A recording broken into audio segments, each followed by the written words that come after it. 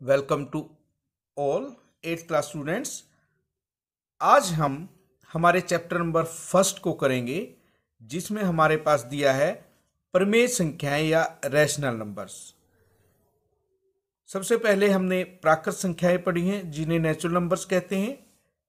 गिनती वाली संख्याओं को प्राकृत संख्याएं कहते हैं या नेचुरल नंबर्स कहते हैं, क्योंकि हमारे पास जो प्रकृति में पेड़ पौधे पशु पक्षी आदि हैं, उनको गिनने के लिए हम गिनती का प्रयोग करते हैं और नेचर से संबंधित चीज़ों को गिनते हैं, इसलिए इसको हमने नेचुरल नंबर कहा है। प्रकृति की चीज़ों को हम गिनने के लिए इनका प्रयोग करते हैं, प्राकृतिक नंबर इन्हें कहते हैं।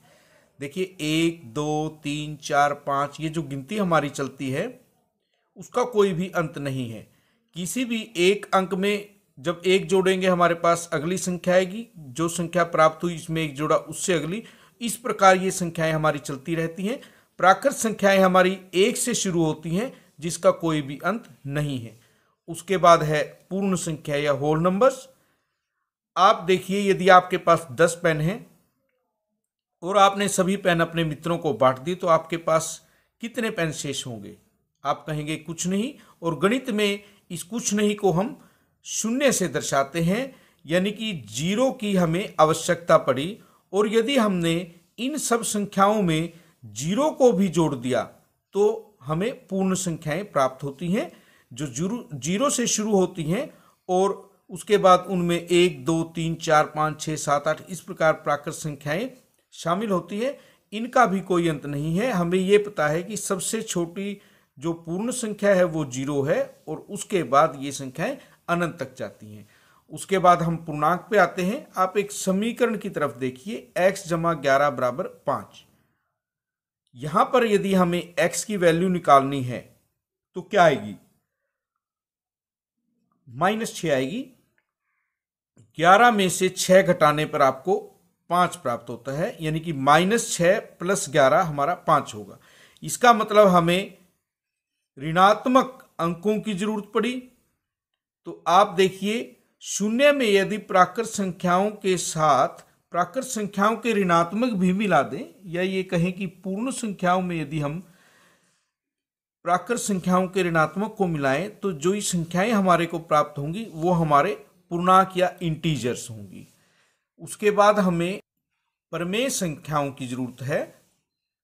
2x बराबर 3 है, x की वैल्यू हमें ज्ञात करनी है, तो 2 को दूसरी तरफ लेकर जाएंगे तो 3/2 होगा। यदि हमें 2x जमा 3 बराबर 0 में से x की वैल्यू ज्ञात करनी हो, तो वो -3/2, यानी कि हमारे पास अंश और हर के रूप में x की वैल्यू मिलेगी। यदि हमारे पास अंश और हर धनात्मक संख्याएं हैं तो वो भिन्न होगा, लेकिन यदि हमारे पास ये ऋणात्मक संख्याओं के रूप में आए तो हम उसे प्रमेय संख्या या रैशनल नंबर्स संयुक्त रूप से कह सकते हैं। इसमें हमारे पास प्राकृत संख्याएं, पूर्ण संख्याएं, पूर्णांक सभी हैं। हम कह सकते हैं कि जिन संख्याओं को p/q के रूप में लिख सकते हैं, जहां p और q पूर्णांक हैं, कोई भी अंश या हर धनात्मक भी हो सकता है और ऋणात्मक भी हो सकता है, परंतु एक शर्त है कि q 0 के बराबर नहीं होगा। यदि हर में हमारे पास 0 होगा तो वो परिभाषित नहीं होगा। उसके बाद फर्स्ट चैप्टर में जो हमें करना है, सबसे पहले योज्य प्रतिलोम। देखिए 1 - 1 0 है, -3 + 3 भी 0, 2/3 और हमारे पास -2/3, उनका योग भी क्या होगा? 0। 8/9 हमारा प्लस का और 8/9 माइनस का, इनका योग क्या होगा? 0। यानी जिन दो संख्याओं का योग 0 हो, एक हमारे पास ऋणात्मक है, एक धनात्मक है, तो ये जो संख्याएं हैं वो एक दूसरे की योज्य प्रतिलोम संख्याएं होंगी, जिसे हम एडिटिव इनवर्स कहते हैं। जो हमारे पास दो संख्याएं हैं वो एक दूसरे के योज्य प्रतिलोम होंगी यदि उनका योग 0 हो। तो आपको जिस संख्या का भी योज्य प्रतिलोम ज्ञात करना है, आप उसका ऋणात्मक कर दीजिए, वो उसका योज्य प्रतिलोम होगा।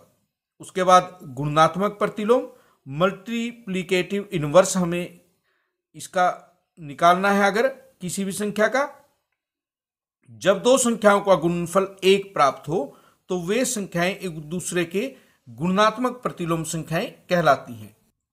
कहने का मतलब यह है, अगर कोई भी संख्या है उसकी गुणा अगर हम ऐसी संख्या से करें जिनको कैंसिल करने पर हमारे पास 1 बचे, तो जो संख्याएं हमने ली थी वो एक दूसरे की गुणात्मक प्रतिलोम है। यहां देखिए -2 और यहाँ -1/2, 2 से 2 कैंसिल और -7 से हमारे कैंसिल होने के बाद हमारे पास क्या आएगा 1। इसका मतलब ये दोनों एक दूसरे की गुणात्मक प्रतिलोम संख्या या मल्टीप्लिकेटिव इनवर्स हैं।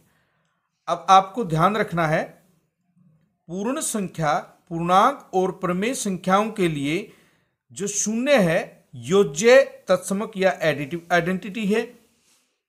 यदि हम किसी भी पूर्ण संख्या, पूर्णांक और प्रमेय संख्या में 0 को जोड़ें तो हमें वही संख्या प्राप्त होती है। आप इसे देख सकते हैं, 2 में 0 जोड़ें 2, 2 एक हमारे पास क्या है पूर्ण संख्या, पूर्णांक में जोड़ा तो हमारे पास वही पूर्णांक प्राप्त हुआ 0 में जोड़ने पर। यदि हमने कोई प्रमेय संख्या ली तो हमारे पास 0 जोड़ने पर वही प्रमेय संख्या आएगी। और पूर्ण संख्या, पूर्णांक और प्रमेय संख्याओं के लिए एक जो है वो गुणात्मक तत्समक है, मल्टीप्लिकेटिव आइडेंटिटी है। यदि किसी भी पूर्ण संख्या को या पूर्णांक को या प्रमेय संख्या को 1 से गुणा करें तो वही हमारे पास संख्या प्राप्त होगी। यदि किसी संख्या को 1 से गुणा करने पर वही संख्या प्राप्त हो तो इसका मतलब हमारे पास जो 1 है वो मल्टीप्लिकेटिव आइडेंटिटी होगा। आज आपको ये बेसिक चीजें करनी है, कल हम इसकी एक्सरसाइज करेंगे।